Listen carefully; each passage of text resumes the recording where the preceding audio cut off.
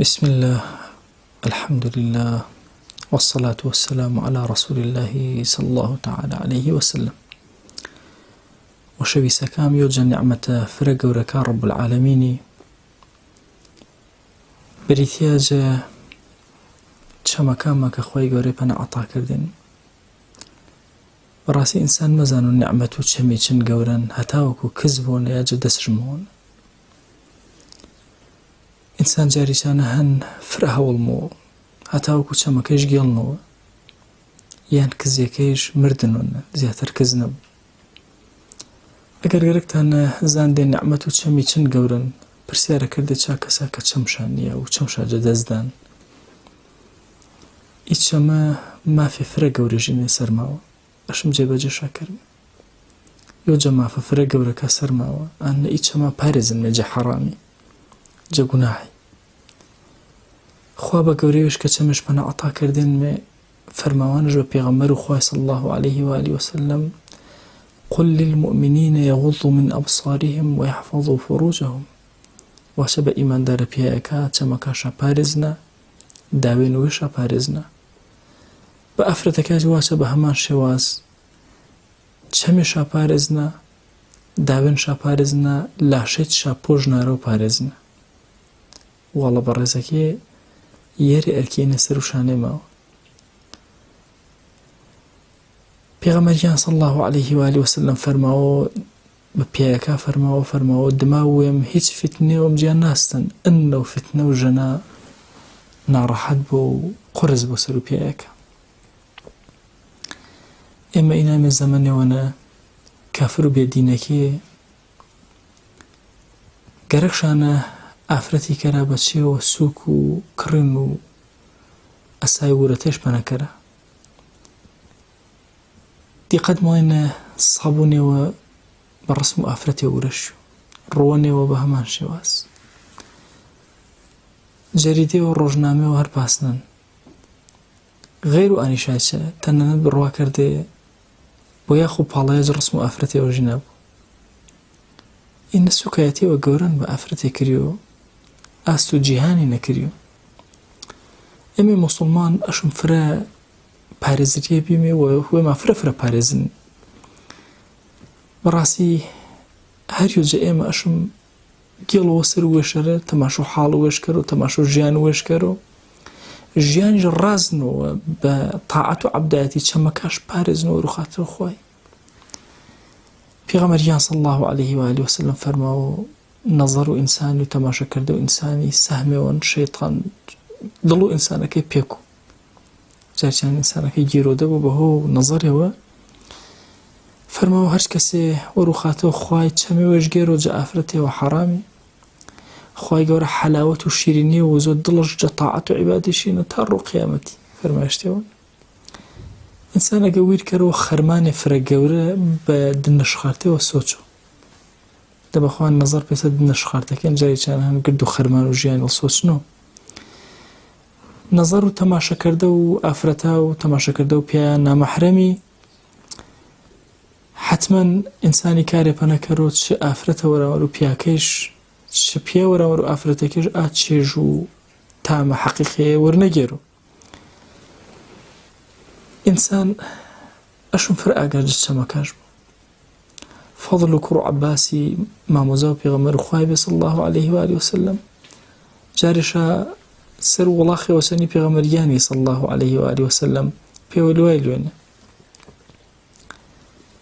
ئافرەتێوە جێجە بەنی خەیتەمی ژەنێ بەنی خەیتەمی فرە جوانە بێنە چەمێشە فرە گەورە بێنێ.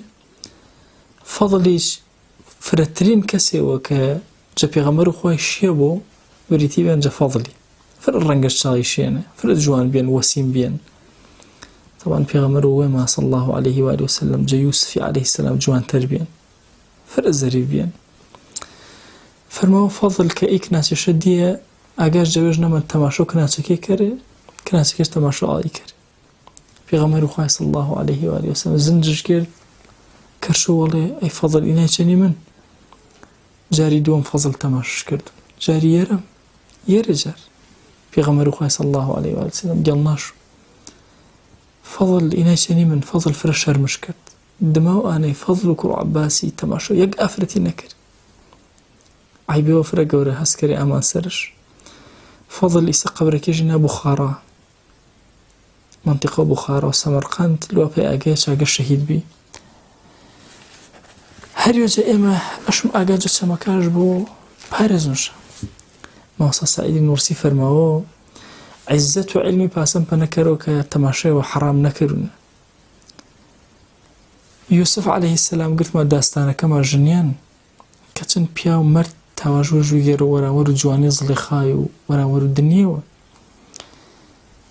ئێمەی موسڵمان ئەشم ئاگاما چەنە بۆ خوا بە گەورەیەوەش یەعلەمو خائینەتە الأعیون وما تخفی الصدور ئینسان بە چەم خیانەت کەرەوە خۆ ئاگاش چەندشە ئیمامی شنقیطی فەرماوە ئی بە چەم تەماشا کردەیە کە خوای گەورە یەعلەمو خائینەتە الأعیون وما تخفی الصدور فەرماوە هەڕەشێنە هەڕەش خۆ هەڕەشەی کەرەوە چا کەسەیە کە بە چەم خیانەت کەرە هەریوەجە ئێمە ئەشم ئاگاش جە نیعمەت و چەمیش بوو بەخوا نیعمەت و چەمی نیعمەتێ فرە گەورە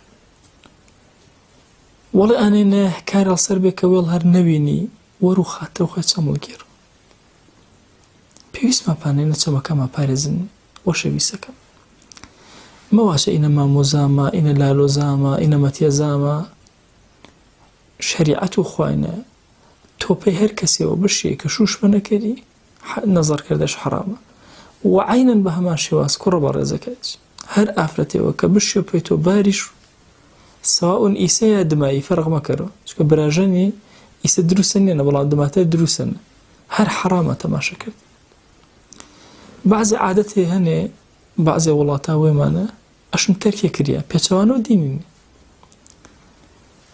پێغەمبەریان صلی الله علیه و آله و سلم فەرماوە ئەگەر ئاسنێوە سوور کراوە بنیاش تەوق و سەرێتاوە خاستەرە چانێ دەستا گنوەر و دەست و ئافرەتەوە نامەحرەمی هەریوەجە ئێمە ئەشم فرە هوشیارە بیمێ چەمەکەمە پارێزنمێ داوێن و عەوڕەتیمە پارێزنمێ لاشەمە پارێزنمێ لەعەلە خوای گەورە دەرو خێریمەوە نەکەڕوە ئێمەی هاوزوان فرە پێویستمە پانە شەهامەت و هەورامانی پارێزن شەهامەت و ئافرەتەکە هەورامانی پارێزریە بوو پیاکێمە پارێزریە بە ئانەچە بە گردی ما کردیو ئەشم گردما پێوە هەوڵ دەیمێ چەمێ وێمە جە حەرامی پارێزن چەمێمە جە نامەحرەمی پارێزنمێ جاریشانە هەن بەهۆ ئانەی تەماشۆ نامەحرەم کردن موسیبەتی فرە گەورە ڕۆڵکەرون خوا عقوبەڵ مۆسرش وەڵێ ئاینە گرین چێر و عقوبەکە خوای گێڵ و لای خوای تەوبەکەرە ئیستیغفار کەرە چەمەکاڵ پارێزنە بەشم نەخوان خوای گەورە بە چەم پارێز ناکەیمە کە ڕۆژمایە ڕەحمەت و بەرەکەتی و مجۆش منمارە خواییان